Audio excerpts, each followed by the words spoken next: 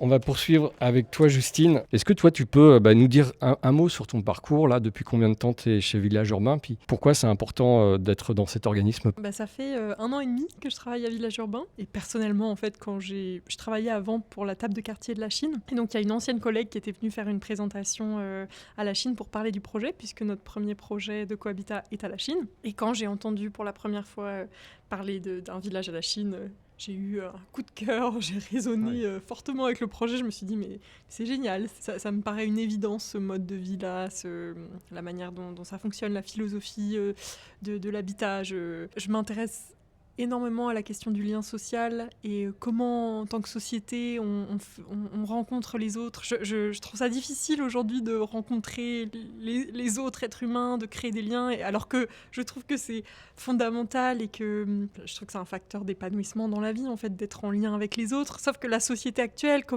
les modèles d'habitation ne permettent pas de rencontrer facilement les gens, et le fait qu'on soit tous isolés dans nos propres maisons, qu'on connaisse plus nos voisins, voisines, je trouve ça triste.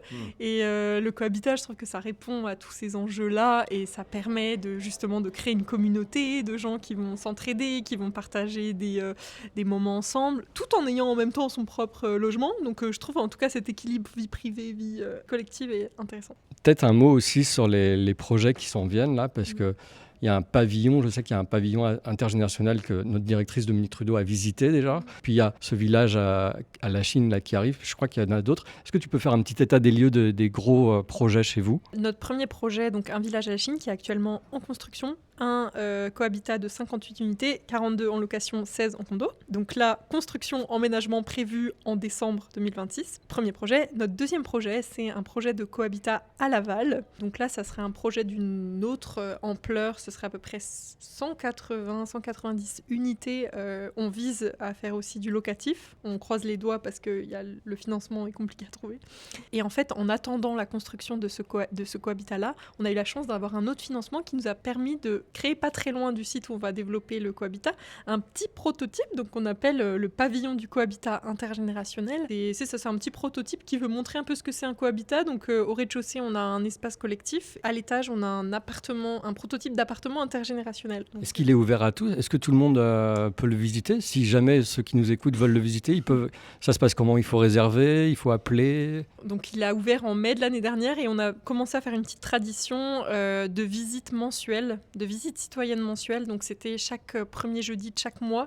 Mais là, on a une pause estivale. Donc on a eu une dernière visite en mai, puis là on prend une pause. On espère recommencer les visites en septembre. Mais en attendant, on a fait un partenariat avec un organisme local de Laval qui s'appelle Culture Laval. C'est un organisme en culture qui gère le pavillon. Et donc vous pouvez louer le pavillon si vous le souhaitez. Et il y a des prix préférentiels si vous êtes un organisme de Laval et tout ça. Fait que ça vous permettrait de goûter un petit peu au lieu de l'espace collectif et du cohabitat. Tu peux juste le localiser? Il est situé à Laval, mais vous prenez la ligne orange et vous allez à la station Cartier. Donc c'est juste la station après celle d'Henri Bourassa. C'est ça, et c'est à 5 minutes à pied de la station Cartier. Donc très accessible. Merci Justine. Peut-être une toute dernière question. Alors, qu'est-ce qu'il faudrait selon toi pour aller encore plus loin au Québec, faire avancer les questions intergénérationnelles? Moi, je me dis qu'il n'y a pas meilleure sensibilisation que l'expérimentation, de pouvoir multiplier les expériences et les possibilités de rencontres intergénérationnelles, que ça soit à travers des activités, mais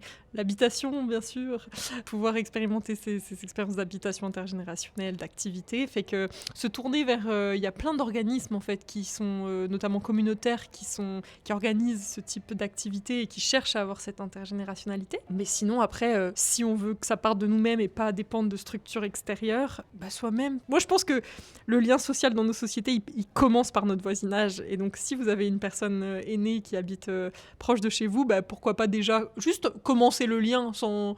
Juste commencer à jaser avec cette personne, et puis ouais, je pense que c'est déjà un bon exemple. Ou même après, à l'intérieur de sa propre famille, déjà pouvoir avoir ces liens-là intergénérationnels. Donc expérimenter. Ça sera le mot de la fin. Un grand merci d'avoir accepté de répondre à ces quelques questions. Merci Justine. Merci.